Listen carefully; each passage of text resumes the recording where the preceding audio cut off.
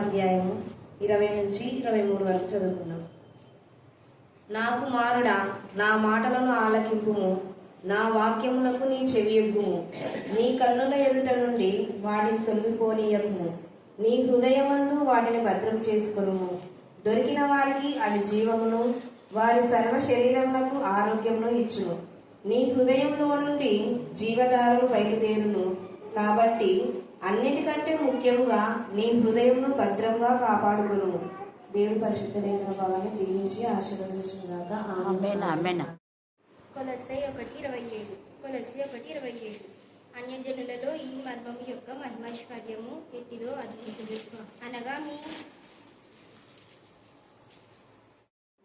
అన్యజనులలో ఈ మర్మము యొక్క మహిమైశ్వర్యము ఎట్టిదో అది అనగా మీ యందున్న క్రీస్తు మహిమ నిరీక్షణయై ఉన్నాడను సంగతిని దేవుడు తన పరిశుద్ధులకు తెలియపరచగోరి ఇప్పుడు ఈ మర్మమును వారికి బయలుపరచగలరు. దేవుడి వాక్య భాగం. తండ్రి అయిన దేవుడికి వందనాలు చెల్లిస్తున్నాం. మనం ఆశించిన విధానంలో, ప్రార్థించిన విధానంలో మరి నవంబర్ 30న సహోదరి మేరీ మన మధ్యలో ఉండడం ఆశీర్వాదకరం. గతంలో ఆమె మన సంఘంలో స్పీకర్గా మనం పిలిచాను. మీకు స్త్రీల ఇంటికి గుర్తుంది కదా మీకు. వాళ్ళ అత్తగారు కూడా ఇక్కడ చాలా సంవత్సరాలుగా పనిచేశారు. వాళ్ళ అన్న వదిన మనం ఇక్కడే జన్మించాలి. ఇప్పుడు ఆమె ఫారిన్లో ఉంది, సింగపూర్లో. ఎప్పుడు నేను ట్రైన్ చేస్తుంటాను. నవ్వకు వాళ్ళ యొక్క మమ్మీ దత్తు లతాన్ చేస్తుంటాను. ఇంకొక తమ్ముడు మళ్ళీ మద్దలేమో వాళ్ళు అమెరికాలో ఉన్నారు. ఇమ్మానేలు, అమృత, తర్వాత మంజులా సిస్టర్ కూడా వాళ్ళు ఎక్కువ మనకి చూసి ట్రైన్ చేస్తూ ఉంటారు. ఈ యొక్క సహోదరి మేరీ తను వార్డెన్గా ఉంటున్నారు. వార్డెన్గా ఉండి మరి దేవుడి పరిచర్యలో ప్రతి గురువారం కూడా జూన్లో ఇంకా ఆయా పరిచర్య ఖమ్మం ద్వారా సంఘంలో మంచిగా వాడబడింది తను. కాబట్టి ఈ సమయంలో తను ఉండడం చాలా సంతోషం. ప్రార్థన చేసి అందరూ లేచి నిలబడినట్లయితే దేవుడు చేసిన మేడని బట్టి స్తుతిస్తూ ప్రార్థన అయిన తర్వాత సోదరు మేరీ మనకు లేఖన భాగాలు తెలియజేస్తారు. Thank you Jesus, thank you Jesus, thank you Jesus, thank you Father, thank you Father, thank you Father. Praise రా మేము స్తుతిస్తున్నాం, మహిమపరుస్తున్నాం, ఘనపరుస్తున్నాం, ఆరాధిస్తున్నాం.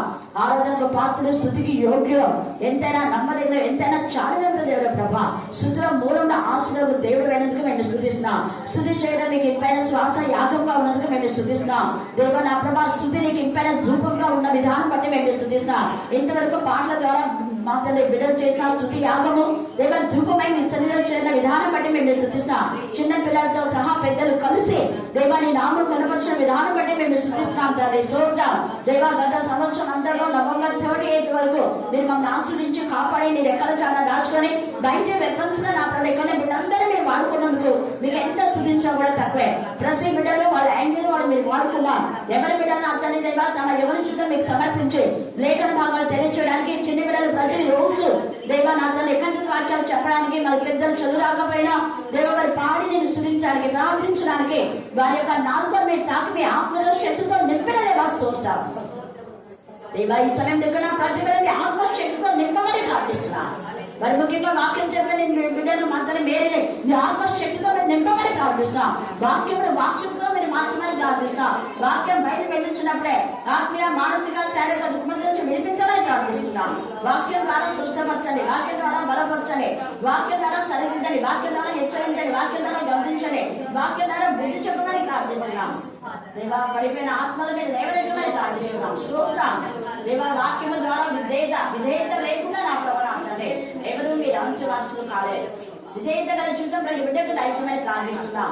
దేవా ఈ సమయంలో మా ప్రభావ మా సంఘంలో ఉన్న వృద్ధులందరినీ మీరు జ్ఞాపకం చేసుకోమని మమ్మల్ని వాక్యాన్ని మీ చెందరికే సమర్పిస్తూ మరి మేరీ వాళ్ళ ఇక్కడ అందరి తల్లిదండ్రులు కూడా వృద్ధాప్యంలో ఉన్నారు, జ్ఞాపకం చేసుకోమని నజరేయునామములో ప్రార్థిస్తున్నాం తండ్రి.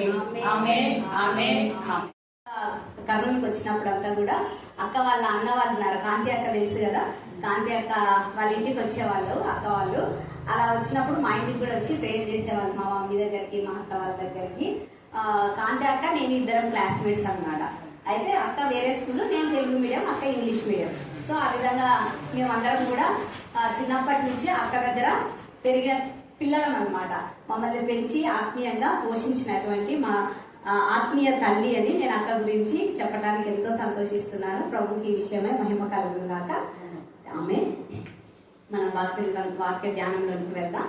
ఒకసారి అందరూ నా వెనుక ఈ మాటలు చెప్పండి. తండ్రి, నీ వాక్యము నుండి ఆశ్చర్యమైన సంగతులను చూచునట్లు నా కళ్ళు తెరువుము. దయగల నీ ఆత్మ సమభూమి గల ప్రదేశమందు నన్ను నడిపించునుగాక. యేసునామములో ఆమేన్. ఇందాక చదవబడినటువంటి వాక్య భాగము చూసుకున్నాం కదా, సామెతలు 4వ అధ్యాయము 20 నుంచి 23 వచనాలు. అయితే అక్కడ రాయబడినటువంటి మాట ఏంటంటే, తండ్రి అయినటువంటి దేవుడు విశ్వాసులైన పిల్లలందరికీ చెప్తూ ఉన్నాడు. ఏమని చెప్తూ ఉన్నాడంటే, నా కుమారుడా అని రాశాడు, కానీ నా కుమార్తె అని కూడా మనం చదువుకోవాలి. నా కుమారుడా, నా కుమార్తె, నా పిల్లలారా అనే విధంగా మనం సంబోధించుకుంటే, నా మాటలను జాగ్రత్తగా వినండి అని అంటూ ఉన్నాడు. నా వాక్యములకు చెవినివ్వండి అంటే వినండి అనే మాట చెప్తూ ఉన్నాడు. తర్వాత మీ కన్నుల ఎదుట నుంచి వాటిని తొలగిపోకుండా చూసుకోండి అనే మాటను కూడా ఇక్కడ చెప్తూ ఉన్నాడు. మళ్ళీ ఇంకో మాట అంటున్నాడు, నీ హృదయమందు వాటిని భద్రము చేసుకొనుము అనే మాటను ప్రభు చెప్తూ ఉన్నాడు. ఎందుకంటే అవి చాలా ఇంపార్టెంట్ అంట, చాలా ముఖ్యమైన విషయాలంట అవి ఆయన మాటలు. ఉదాహరణకు మనకు దగ్గర విలువైన వస్తువులు ఉంటే మనం ఎక్కడ పెట్టుకుంటాం? బీరువాలో భద్రపరుచుకుంటాం కదా. ఎక్కడంటే అక్కడ పడేస్తామా? పడేయము. మన బంగారు సొమ్ములను ఎక్కడంటే అక్కడ పడేస్తామా? ఖచ్చితంగా వాటిని ఎంతో జాగ్రత్తగా డబ్బాలో పెట్టుకుని మళ్ళీ లోపల ఇంకొక చిన్న తాళం ఉంటది, ఆ లోపల పెడతాం అన్నమాట. పెట్టి అవసరమైనప్పుడు మాత్రమే వాటిని తీసుకుంటాము, వాడుకుంటూ ఉంటాం. అంటే ఇంకొక మాటలో చెప్పాలంటే దేవుని మాటలు అంతా విలువైనవి, అంతా శ్రేష్టమైనవి అని దేవుని యొక్క వాక్యమే మనతో సెలవిస్తుంది. అందుకని ఎక్కడ భద్రపరచుకోవాలంట? మన శరీరంలో బీరువాలు ఏమి ఉండవు, మన ఇంట్లో బీరువాలు ఉంటాయి. కానీ మన శరీరంలో మన హృదయమే చాలా విలువైనటువంటి పార్ట్ అన్నమాట అది. అందుకని దేవుడు అంటాడు, నీ హృదయంలో భద్రపరచుకో అంటాడు. నీ మనస్సులో, నీ హృదయంలో కనుక వాటిని పెట్టుకుంటే ఇంకా మన దారి చాలా ఈజీగా ఉంటది అని దేవుని యొక్క ఉద్దేశం అన్నమాట. అందుకని నీ వాక్యము నా పాదములకు దీపమైంది, నా త్రోవకు వెలుగైంది అనే మాటను దేవుడు చెప్తాడు. ఎందుకంటే మనం ఎక్కడంటే అక్కడ గోడలు, ఇంట్లో కూడా పెట్టుకుంటాం వాక్యాలు, గోడల మీద పెట్టుకుంటాం. పోయేటప్పుడు అటు ఇటు చూసి ఈ వాక్యం బాగుందని చదువుకొని వెళ్ళిపోతుంటాం అన్నమాట. అలా కాకుండా నీ హృదయంలోనే దేవుని యొక్క వాక్యం ఉంటే అది నీకు ఎప్పటికీ కూడా శక్తివంతంగా, ప్రభావవంతంగా, అభిషేకపూర్వకంగా ఆ వాక్యము నిన్ను నన్ను నడిపిస్తుంది అనమాట. అందుకని ఎక్కడ దాచుకోవాలా, ఎక్కడ భద్రపరచుకోవాలా? కాబట్టి ఇప్పుడు హృదయం చాలా ఇంపార్టెంట్ కదా. హృదయం అనేది చాలా విలువైనది, దేవుని దృష్టిలో చాలా శ్రేష్టమైనది అని కూడా మనము అర్థం చేసుకోవాలి.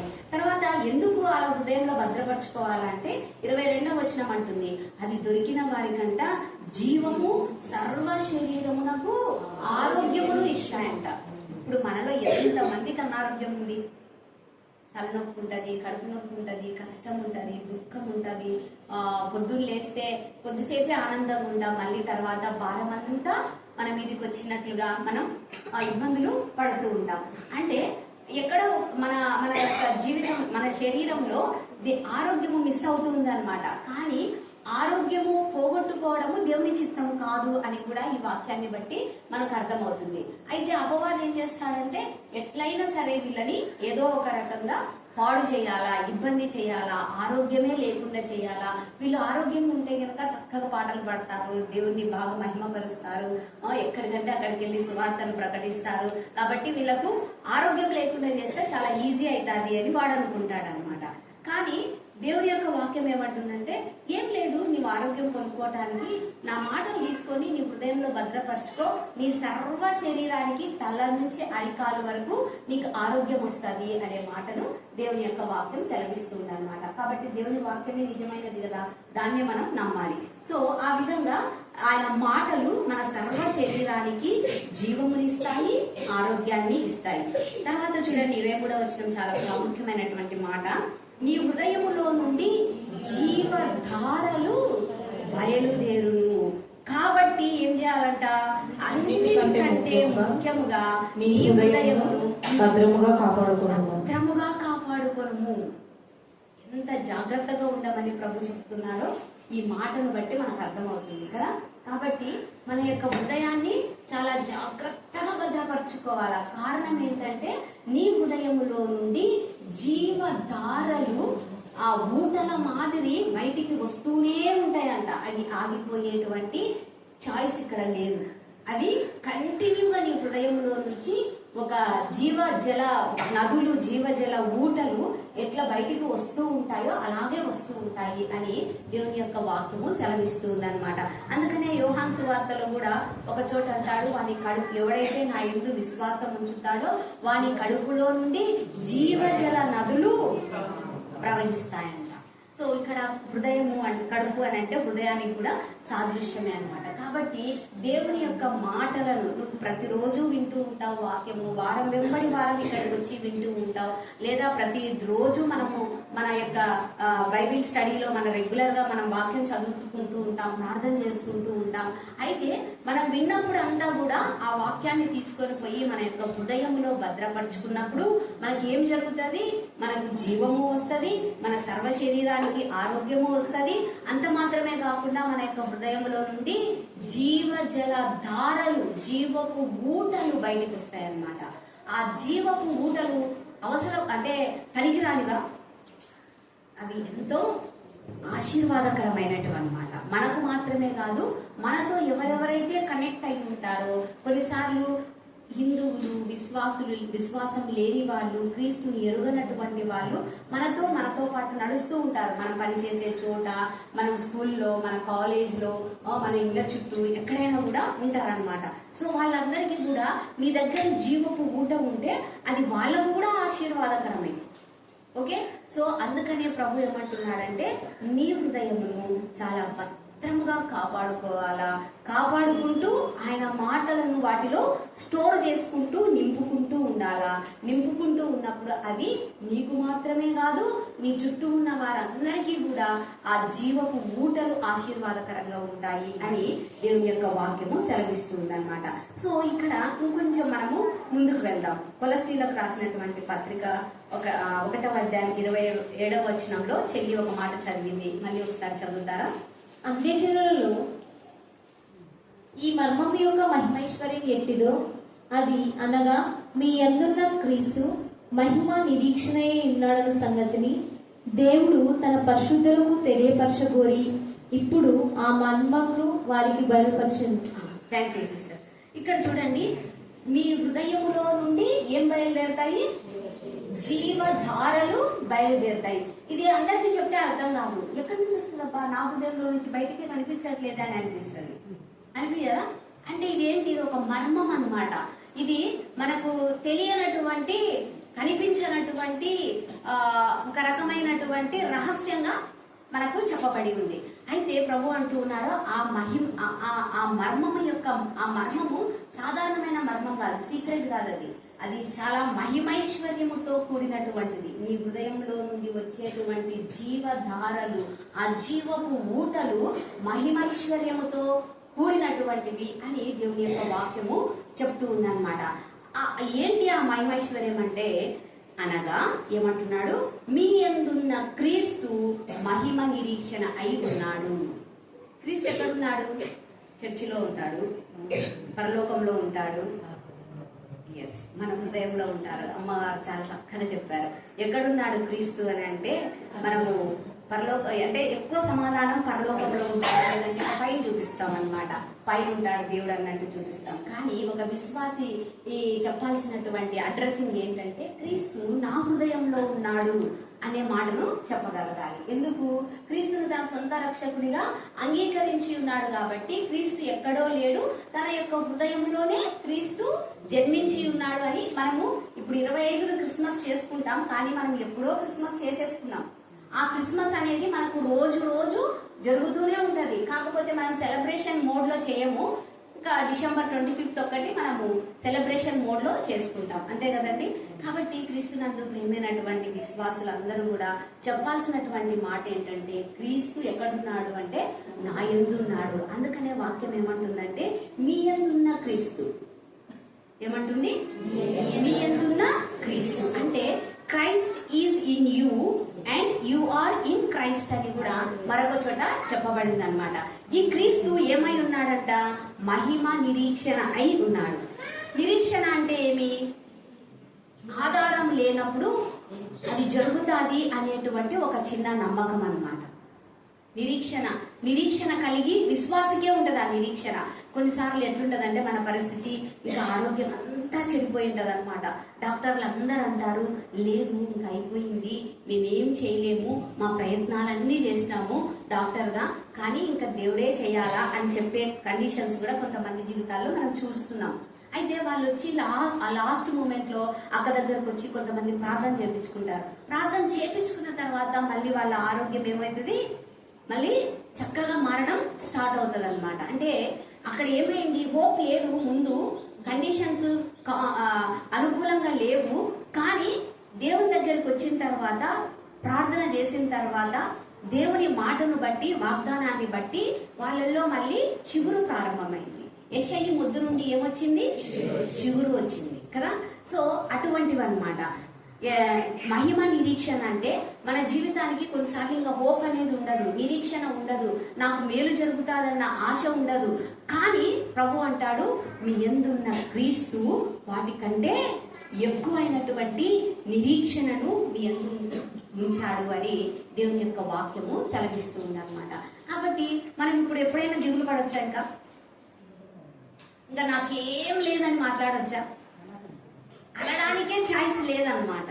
ఒక విశ్వాసి అలాంటి భాషను మనము మాట్లాడకూడదు అని కూడా దేవుని యొక్క వాక్యము సెలవిస్తుంది. నాకేం లేదు సిస్టర్, అంతా పోయింది సిస్టర్ నా దగ్గర. అంటే మనము ఎట్లంటే ఇంకొక మాటలో చెప్పాలంటే ఒక మాట, ఒక సామెత ఉంటది, అన్ని ఉంటాయంట అల్లున్నోట్లో సెన్ ఉంటదంట కదా. ఆ లంగట్లు అన్ని ఉంటాయంట, కానీ అతనికి ఏం తినడానికి ఛాన్స్ లేదు అన్నట్టుగా ఉంటాయి మన జీవితాలు కూడా. క్రీస్తు గురించి మనం అంతా చెప్పుకుంటాం, చాలా ఎక్కువ చెప్తాం. ఆయనకు అసాధ్యమైంది లేదు, ఆయనకు సమస్తము చేతనవును, నాకు అసాధ్యమైనది ఏదైనా ఉండునా అని కూడా ఆయన ప్రశ్నించినాడు. కాబట్టి నేను అడిగిన దానికన్నా ఊహించిన దానికన్నా అత్యధికంగా ఆయన ఇస్తాడు అని కూడా చెప్పుకుంటాం. కానీ మన వరకు వచ్చేసరికి ఇంకా డీలా పడిపోయి ఏం చేస్తామంటే ఇంకా అసలు ఏం లేనట్టుగానే దౌర్భాగ్యమైనటువంటి ఈ మాటలు మాట్లాడుతూ నిలిచిపోతాం అనమాట.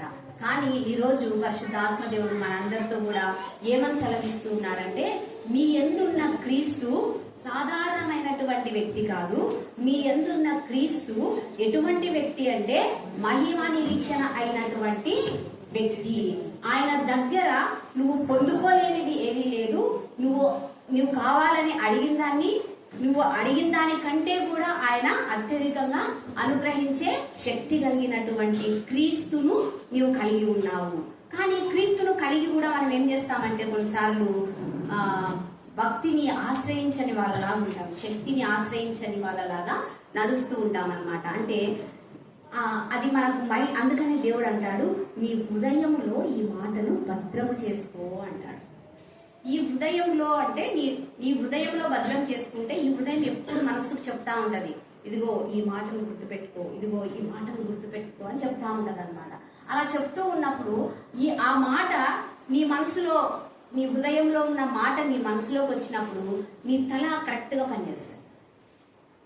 అట్లా కాకుండా ఇంకేం లేదు, మస్తుగా చెప్తుంటారు వాళ్ళు, వాక్యాలు చెప్తుంటారు, ఊరికే చెప్తుంటారు అంతే. అవి మన వరకు వచ్చేసరికి అవి వ్యత్యాసంగా ఉంటాయి అని అనే మాటలు మనం వింటే ఈ హృదయంలో ఉన్న ఈ శ్రేష్టమైన మాట పనిచేయదు. అందుకనే హృదయంలో ఏమని నాటుకోవాలా? నా యందున్న క్రీస్తు మహిమ నిరీక్షణ అయి ఉన్నాడు అనే మాటను బలంగా పెట్టుకోవాలా. ఇంకొక మాట చూపిస్తాను. 1 కొరింథీ 1:30. 1 కొరింథీ 1:30-31 రెండు చదివేసేయండి. అయితే ఆయన మూలంగా మీరు క్రీస్తు యేసునందున్నారు. అతిశయించేవాడు ప్రభువునందే అతిశయింపవలెను అని వ్రాయబడి ఉన్నది నెరవేరునట్లు దేవుని మూలముగా ఆయన మనకు జ్ఞానమును నీతియు పరిశుద్ధతయు విమోచనము ఆయన. ఓకే, ఇందాకేమన్నాం? మీ యందున్న క్రీస్తు అంటే క్రీస్తు ఎక్కడున్నాడు? మన యందు క్రీస్తున్నాడు, నా యందు క్రీస్తున్నాడు. ఒకసారి చెప్పండి, నా యందు క్రీస్తున్నాడు, నాలో క్రీస్తున్నాడు. ఇక్కడ ఈ వచనంలో చూడండి, 30వ వచనంలో ఆయన మూలముగా మీరు క్రీస్తు యేసునందున్నారు. మనల గురించి ఏమంటున్నారు? మీరు క్రీస్తు యేసునందున్నారు. రెండు కలుపుకోవాలి. ఇప్పుడు నేను క్రీస్తులో ఉన్నాను, క్రీస్తు నాలో ఉన్నాను.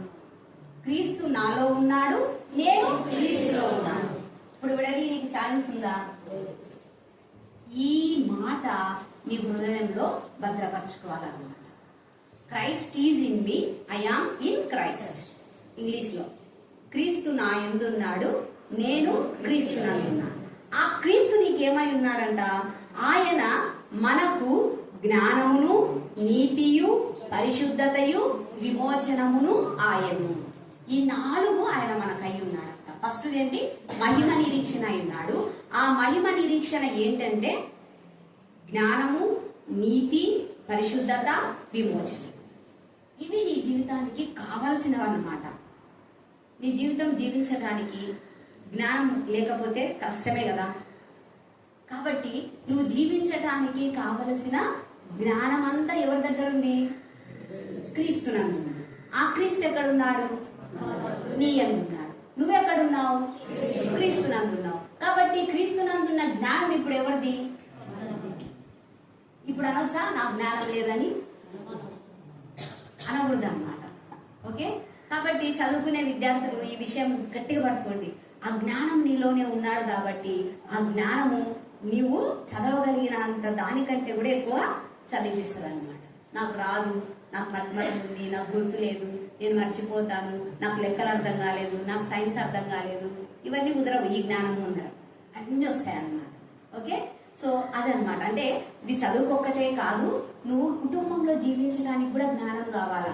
భర్త భార్యతో మాట్లాడడానికి జ్ఞానం కావాలా, భార్య భర్తతో మాట్లాడడానికి కూడా జ్ఞానం కావాలా, తల్లిదండ్రులు పిల్లలను పెంచడానికి జ్ఞానం కావాలా, పిల్లలు తల్లిదండ్రుల దగ్గర పెరగటానికి కూడా జ్ఞానం కావాలా. తర్వాత వృద్ధులను మనం దగ్గరికి తీసుకొని మాట్లాడేటప్పుడు కూడా మనము జ్ఞానయుక్తంగా మాట్లాడాలా. కొన్నిసార్లు కొంతమంది మాట్లాడుతుంటారు, సబ్జెక్ట్ ఇదైతే వేరుగా మాట్లాడతారు. మీకు తెలియలేదు అంటాం, వెంటనే అప్పుడు బుద్ధి లేదు వీటికి అంటామా లేదా? తెలివిలేని మాటలు మాట్లాడొద్దండి అని కూడా అరుస్తాం అనమాట. అంటే కాంటెక్స్ట్ కి రిలేటెడ్ గా మాట్లాడరు అనమాట. అట్లాంటప్పుడు మనము జ్ఞానం లేని వాళ్ళలాగా కనిపిస్తాం. కానీ క్రీస్తు యేసునందున్న జ్ఞానము మనల్ని చక్కగా నిలబెడుతుంది. అందుకనే ఒకసారి అక్క వాక్యం చెప్తున్నారు, దానియేలు గురించి చెప్తున్నారు, మీకు గుర్తుందా? దానియేలు గురించి చెప్తూ దానియేలు మిగిలిన వాళ్ళందరికంటే కూడా 10 అంతలు శ్రేష్టంగా నిలబడ్డాడంట జ్ఞానంలో. కాబట్టి ఆ విధంగా మన జీవితంలో క్రీస్తు మనలో ఉన్నప్పుడు, మనము క్రీస్తులో ఉన్నప్పుడు క్రీస్తు యొక్క జ్ఞానము మన చుట్టూ ఉన్న వాళ్ళందరికంటే కూడా మనల్ని శ్రేష్టమైనటువంటి స్థాయిలో నిలబెడుతుంది. ఆమేన్. సో కాబట్టి ఎప్పుడు కూడా మనం క్రీస్తులో ఉండేటట్లు చూసుకోవాలా, క్రీస్తు మనలో ఉండేటట్లు చూసుకోవాలన్నమాట. ఇక్కడ కూడా ఈ పాయింట్ మిస్ గా ఉంది. కొన్నిసార్లు ఏమవుతుందంటే అవసరమైనప్పుడు క్రీస్తు దగ్గరకు వచ్చి అవసరం అయిపోయిన తర్వాత ఆశీర్వాదాలు పొందుకున్న తర్వాత మళ్ళీ బయటికి పోయి లోకంతో కలిసిపోతాం. ఆ కనెక్షన్ ఉండకూడదు. ఓకే, ఆ విధంగా ఉన్నప్పుడు నీ హృదయంలో నుండి జీవజల ధారలు బయటికి రాలేవన్నమాట. ఆ జీవజల ధారలు బయటికి రావాలంటే ఈ క్రీస్తు జ్ఞానం నీకు కావాలి. అందుకని 10 మంది ముందర నువ్వు మాట్లాడినప్పుడు జ్ఞానయుక్తమైన నీ మాటలు నీలో నుంచి జీవపు ఊటలను బయటికి తీసుకొని వచ్చి ప్రజలకు ప్రత్యక్షపరుస్తాయి. అప్పుడు వాళ్ళు చూసి నిజమే ఈ వ్యక్తి చెప్పిన మాట కరెక్ట్ అనే విధంగా కనెక్ట్ అయ్యేటువంటి అవకాశం ఉందన్నమాట. ఆ మాటను ఒకసారి చూపిస్తాను నేను. కొలస్సీ 3వ అధ్యాయము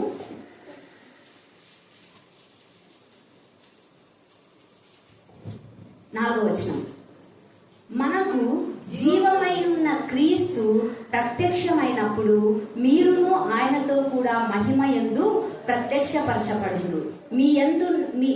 మనకు జీవమై ఉన్న క్రీస్తు మనకి ఇంకా ఏమంట జీవమై ఉన్నాడు. ఆ జీవము నీలో నుంచి ప్రత్యక్షపరచబడాలా అనంటే ఇతరులకు కనిపించాలా.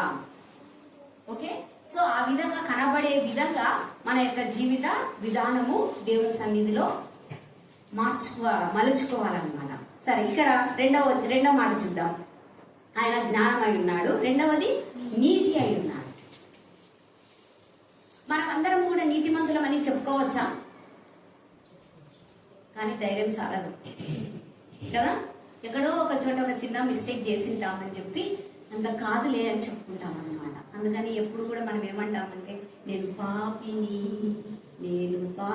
అనే విధంగానే పాటలు అట్లే పాడుకుంటాము, చెప్పుకోవడం కూడా అట్లే చెప్పుకుంటాం అన్నమాట. అందుకనే కొన్నిసార్లు ఈ క్రీస్తుని ఎరుగునటువంటి వారు మనల్ని అవహేళన కూడా చేస్తూ ఉంటారు ఈ ముక్క మాటతో కొన్నిసార్లు. కానీ ప్రభు అంటాడు క్రీస్తు యేసు రక్తము చేత కడుగబడిన వారు నీతిమంతులు. మరి యేసు రక్తంతో కడగబడ్డామా లేదా? మళ్ళీ కడగబడినప్పుడు ఎవరు మరి? నీతిమంతులమే కదా. ఆ మాట మన హృదయంలో రిజిస్టర్ కావాలా? అది రిజిస్టర్లో లేనందుకు మనము మాటికి పాపులము అనే కనెక్షన్ లోనికి సాతాను ఏం చేస్తున్నాడంటే ముందుకు వెళ్తున్న నిన్ను మళ్ళీ వెనక్కి తీసుకుని వచ్చి ఫిక్స్ చేస్తున్నాడు. అందుకని ఆత్మీయ జీవితంలో మనం ఎదగాల్సిన స్థాయికి ఎదగకుండా ఇంకా మనము బలహీనమైనటువంటి స్థాయిలోనే మనం ఉంటూ ఉన్నాం కదా. కాబట్టి క్రీస్తునందు ప్రేమైనటువంటి దేవుని బిడ్డలారా, ఈరోజు ప్రభు ఏమంటున్నాడంటే మీ యందు ఉన్న క్రీస్తు మహిమ నిరీక్షణ కాబట్టి ఆయన మీకు జ్ఞానమై ఉన్నాడు. రెండవది ఆయన మీకు నీతి అయి ఉన్నాడు. యేసు క్రీస్తును బట్టి నీవు నేను నీతిమంతులం. ఆయన పరిశుద్ధ రక్తాన్ని బట్టి మనము నీతిమంతులం. మన క్రియలను బట్టి కాదు, మన యొక్క మంచితనాన్ని బట్టి అసలు కాదన్నమాట. కాబట్టి యేసు రక్తము చేత నేను నీతిమంతుణ్ణి, యేసు రక్తము చేత కడుగబడిన నేను నీతిమంతురాల్ని అని నువ్వు 10 సార్లు చెప్తే సాతాను కన్ఫ్యూజ్ అవుతాడు. నువ్వు చెప్పకపోతే సాతానుకు బలం వస్తుంది అనమాట. నేను నీతిమంతుని రా అనాలన్నమాట వాళ్ళతో. నేను నీతిమంతురాల్ని అనాలా. ఎందుకు అని అంటే యేసు రక్తం చేత కడుగబడినాను నేను, కాబట్టి నేను నీతిమంతురాల్ని అని చెప్పుకుంటూ ఆ నీతిని మనము ప్రత్యక్షపరచాలి, కనబడేటట్లు మనము చేయగలగాలి. తర్వాత మూడవది ఏంటి? పరిశుద్ధత. ఇక్కడ కూడా చాలా టఫ్ ఉండాలి. పరిశుద్ధులం కాదనే చెప్తాం. ఎప్పుడు అడిగినా కూడా విశ్వాసులను మీరు పరిశుద్ధులా అంటే అబ్బా రాలేదంత పరిశుద్ధత అంటామా లేదా? అది ఎప్పుడు వస్తుందో అని ఎదురు చూసుకుంటూ నడుస్తుంటాం అనమాట. అది పరిశుద్ధత అనేది ఒక ప్రాసెస్, ఒక ప్రక్రియ. అది రోజు దేవుడు నిన్ను ప్యూరిఫై చేస్తూనే ఉంటాడు. నువ్వు ఆయన సన్నిధిలో ఆయనతో నడుస్తూ ఉన్న కొలది ఆ యొక్క పరిశుద్ధత ఆ ప్రక్రియలో మనం కొనసాగుతూనే ఉంటామన్నమాట. ఫైనల్ గా దేవుడు మనల్ని ఏం చేస్తాడంటే ఆ యొక్క దేవుడు ప్రత్యక్షమైనప్పుడు రెండవ రాకడ సమయంలో వీళ్ళందరూ కూడా పరిశుద్ధులని పబ్లిక్ గా అప్పుడు డిక్లేర్ చేస్తారు. కానీ మనం ఇక్కడ కూడా వెనక్కి అంటే పరిశుద్ధులమని చెప్పుకోకూడదేమో అని అనుకుంటాం అనమాట. చెప్పుకుంటే గనక నాలో అంత లేదేమో కదా అని మనమే తక్కువ చేసుకుంటూ యేసుక్రీస్తు మనలో ఉన్నా కూడా మనల్ని తక్కువ చేసుకుంటున్నాం. మీ యందున్న క్రీస్తు అని అన్నాడు కదా ఆయన. క్రీస్తు యేసునందు మీరు ఉన్నారు అని కూడా చెప్పినాడు కదా. చెప్పినా కూడా ఏమైతుందంటే నేను పరిశుద్ధత లేదు నాకు, నీతి లేదు నాకు, జ్ఞానం లేదు నాకు అని అన్ని నెగటివ్ సెక్షన్ లో నడుచుకుంటూ పోతున్నాను. కాబట్టి క్రీస్తునందు ప్రేమైనటువంటి వాళ్ళారా, ఆయన పరిశుద్ధుడు కాబట్టి, ఆయన రక్తం చేత నువ్వు కడగబడ్డావు కాబట్టి నీవు కూడా పరిశుద్ధమైన వ్యక్తివే అని గుర్తుపెట్టుకోవాలి. నువ్వు పరిశుద్ధమైన వ్యక్తివి అని ఎప్పుడైతే ఒప్పుకుంటావో అప్పుడు సాతాను నీ దగ్గర నుంచి పారిపోతాడు. అలా కాకుండా నేను పాపినే, నేను పరిశుద్ధత లేదు నాకు అని అంటే వాడు నువ్వు నేను ఒకటే కదా అని ఫ్రెండ్స్ చేస్తాడు. నీ భుజం మీద చేసుకొని చక్కగా నడుచుకుంటే వెళ్ళిపోదాం, పద సినిమాకి పోదాం అంటాడు. లేదంటే ఇంకొకటి చేద్దాం అని చక్కగా తీసుకొని వెళ్ళిపోతాడు. మనం ఎప్పుడైతే నేను నీతిమంతుణ్ణి, నేను యేసు రక్తం చేత కడుగబడిన పరిశుద్ధమైన వ్యక్తిని అని అంటామో అప్పుడు వాడికి వణుకు కొడతాడు. అట్లా అంతే సింపుల్. సాతాన్ని బెదిరించడం పెద్ద కష్టమేం కాదు. మనకు యేసుక్రీస్తుని ముందర పెట్టి ఇది వసూడు అన్నామంటే అయిపోయేవాడు, భయపడతాడు. మనం గట్టిగా అరసాల్సిన పని కూడా లేదు, అని కూడా గట్టిగా మనము కేకేలు వేయాల్సిన అవసరం కూడా లేదనమాట. యేసు రక్తం అనే లోపలనే వాడు వాని ఓటమి వానికి గుర్తొస్తుందంట. అయ్యో నేను ఇక్కడికి రాంగ్ అడ్రస్కి వచ్చినానే, నేను ఈ పరిశుద్ధమైన వ్యక్తితో నాకేం సంబంధం, ఈ నీతిమంతురాలతో నాకేం సంబంధం, ఈ జ్ఞానం కలిగిన క్రీస్తు జ్ఞానం కలిగిన ఈ వ్యక్తితో నాకేం ప్రయోజనం ఉండదే అని చెప్పి వాడు వెనుకకు తిరిగిపోతాడు. అది నీ ఎందున్నటువంటి క్రీస్తు యొక్క మహిమైశ్వర్యం. ఆమేన్. ఇంకొక మాట చూద్దాం. తర్వాత విమోచనం. ఆయన మనకేమై ఉన్నాడు? విమోచనం. ఆయన ఇందాక అక్క చెప్పినారు, నజరేయుడైన యేసు నామంలో పరిశుద్ధత, నీతి, విమోచనము అని అన్ని కూడా మనతో పలికిపించినారనమాట.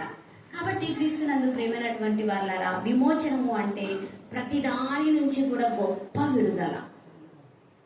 పాత నిబంధన గ్రంథంలో ఇజ్రాయేలీలకు 50 సంవత్సరాలకు ఒకసారి ఆ విమోచన సంవత్సరం వస్తుంది. దాన్ని జూబ్లీ ఇయర్ అంటారు, సునాద సంవత్సరం అంటారు అనమాట.